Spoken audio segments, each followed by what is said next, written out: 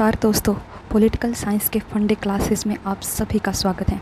आज हम बात करने जा रहे हैं 73rd अमेंडमेंट एक्ट के बारे में। बेसिकली 73rd अमेंडमेंट एक्ट के बारे में बहुत सारा डिस्कशन हो सकता है, लेकिन इस वीडियो का जो मेजर फोकस होगा वो होगा इसके कंपलसरी और वॉलंटरी प्रोविजंस के बारे में। अक्सर यूजीसी नेट में देखा जाता है कि 73rd अमेंडमेंट एक्ट के कंपलसरी और वॉलंटरी प्रोविजंस के बारे में क्वेश्चंस डाल दिया जाता है और इसमें बहुत सारे बच्चे कंफ्यूज हो जाते हैं। तो आज इसी को ध्यान में रखते हुए ये वीडियो बनाई जा रही है ताकि आपको आगे से इसके बारे में कोई भी कन्फ्यूज़न ना हो।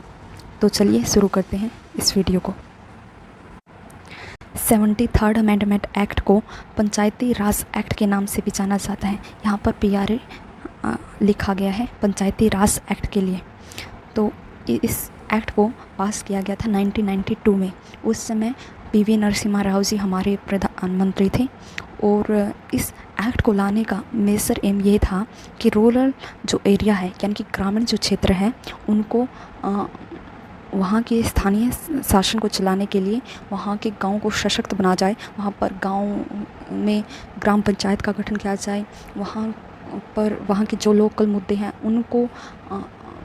उनको सोल्व करने के लिए पंचायती राज इंस्टीट्यूशंस को पावरफुल बना जाए और इसके साथ ही साथ जो डिसीजन मेकिंग की जो पावर है उसको सेंटर और स्टेट के अलावा लोकल गवर्नमेंट को भी ट्रांसफ़र करना इस एक्ट का मेजर उद्देश्य था।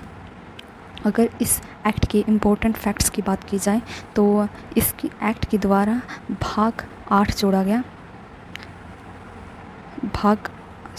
गलती से बोल दिया मैंने, भाग 9 जोड़ा गया और ये भाग जो 9 है 243 से लेकर 243 ओ तक है और इसमें पंचायती राज इंस्टीट्यूशंस की पावर, शक्तियाँ, ग्राम सभा, चुनाव कैसे होगा, सभी प्रोविजंस इसमें डाले गए। इसके अलावा 11वीं जो अनुसूची है यानी कि शेड्यूल है उसको भी ऐड किया गया था संविधान में।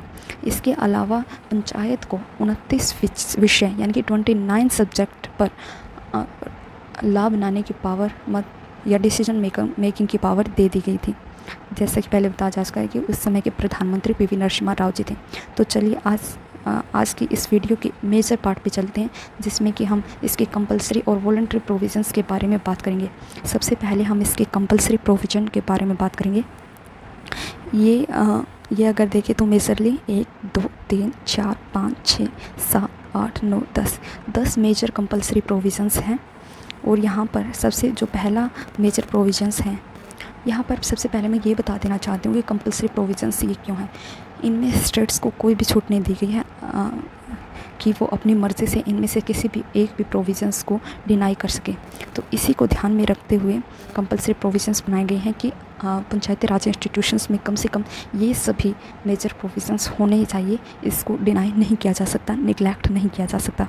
अगर सबसे पहले कंपलसरी प्रोविजंस की बात करें तो ये है कॉन्स्टिट्यूशन ऑफ ग्राम सभा, यानी कि एक ग्राम सभा का गठन किया जाएगा। दूसरा, establishment of panchayat at village, intermediate and district level, 3 level पर पंचायत का गठन किया जाएगा, गांव के स्तर पर, मध्य स्तर पर और जिला स्तर पर।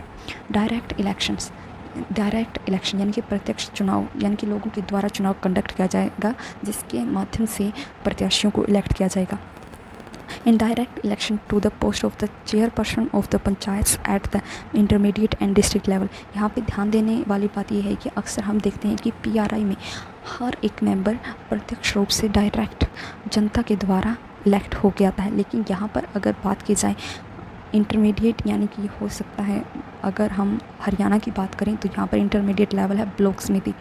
तो इंटरमीडिएट लेवल और डिस्ट्रिक्ट लेवल, जिला स्तर पर जो हेड होते हैं उनको लोगों के द्वारा प्रत्यक्ष तौर पर नहीं बल्कि अप्रत्यक्ष तौर पर निर्वाचित किया जाएगा। मतलब कि जो मेंबर्स लोगों के द्वारा चुने गए हैं उनमें से उनके द्वारा ही अपने हेड का चुनाव किया जाएगा। अगले प्रोविज़न की बात करेंगे तो 21 year to be the minimum age for the contesting, मतलब कि 21 वर्ष की आयु के युवा या युवती चुनाव में भाग ले सकेंगे प्रत्याशी के तौर पर। यहाँ पर मैं बता देती हूँ कि वे प्रत्याशी बनने के लिए 21 ईयर एज है, ना कि चुनाव में वोट डालने के लिए। ये एज चुनाव में वोट डालने की 18 वर्ष है। और अगले प्रोविजंस की बात करें तो रिजर्वेशन, यहाँ पर आप एक साथ भी से पढ़ सकते हैं कि रिजर्वेशन, इस एक्ट में रिजर्वेशन जो दिया गया है वो वीमेन को 1/3 रिजर्वेशन और SC/ST के लिए ये कंपलसरी प्रोविज़न है। वीमेंस के लिए आरक्षण और SC/ST के लिए अनुसूचित जनजाति के लिए आरक्षण कंपलसरी प्रोविज़न में है।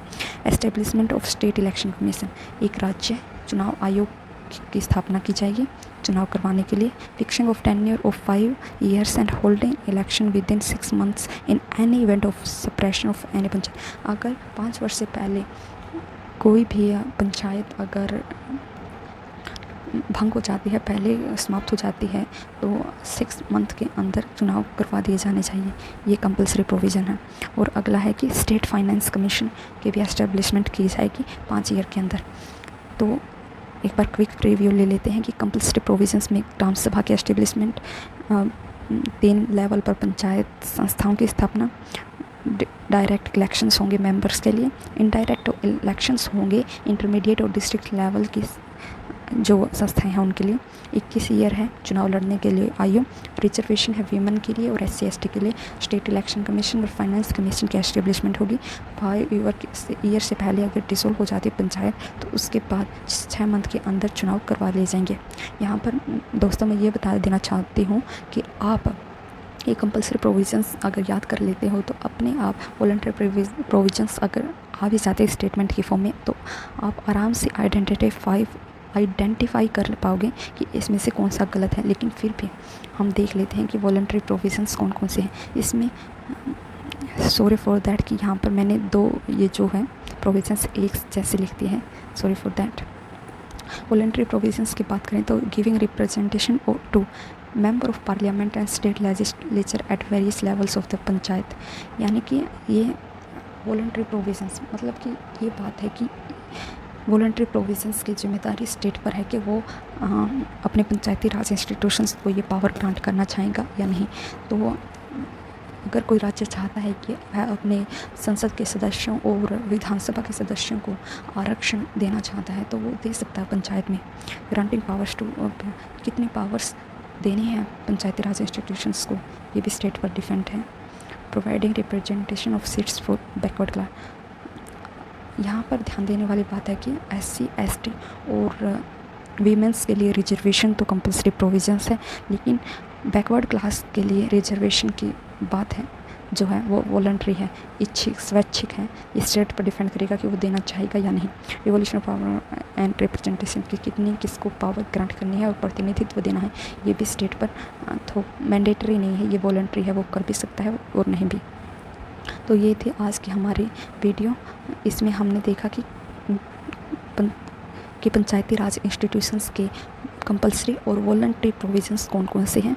अगर आपको ये वीडियो अच्छी लगी तो like share and subscribe. Thanks for watching. जय हिंद, जय भारत।